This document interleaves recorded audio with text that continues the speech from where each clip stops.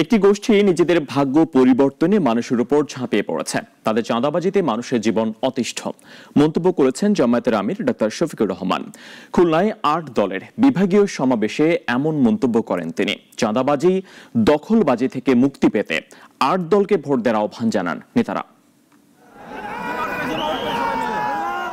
খুলনায় বিভাগীয় সমাবেশের আয়োজন করে জামাতের নেতৃত্বাধীন ইসলামী ৮ দল। জুলাই জাতীয় সনদ বাস্তবায়ন ও জাতীয় নির্বাচনের আগে গণভোট আয়োজন সহ ৫ দফা দাবিতে এই সমাবেশের আয়োজন করা হয়। সকাল থেকেই সমাবেশ ঘিরে ছিল ব্যাপক আয়োজন। প্রধান অতিথি ছিলেন জামাতে ইসলামীর আমির ডক্টর শফিকুর রহমান। নিজের বক্তব্যে তিনি একটি গোষ্ঠীর বিরুদ্ধে চাঁদাবাজির অভিযোগ আনেন। বিপ্লবের পরের দিন থেকে একটা গোষ্ঠী নিজেদের কপাল কিসমত গড়ার জন্য বাংলাদেশের জনগণের উপর ঝাঁপিয়ে পড়েছে।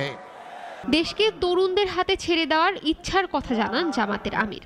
বলেন, যারা দেশকে বারবার দুর্নীতিতে চ্যাম্পিয়ন করেছে তারা আবার ক্ষমতায় গিয়ে লুটপাট করতে চায়। আমরা যুবক যুবতীদেরকে কথা দিচ্ছি, বাংলাদেশ তোমাদের হাতে তুলে দেওয়ার জন্যই আমরা এই আয়োজন করেছি। তোমরা তৈরি হও, বাংলাদেশ আমরা তোমাদের হাতে তুলে দিতে চাই।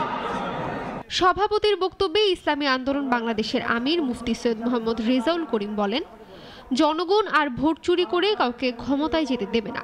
এছাড়া বিশেষ অতিথি হিসেবে কথা বলেন খেলাফত মজলিসের আমির মাওলানা মামুনুল হক। বিদেশি আধিপত্যবাদের এজেন্ডা বাস্তবায়নকারী বক্তারা গণভোটের পর নির্বাচনের দাবি জানান।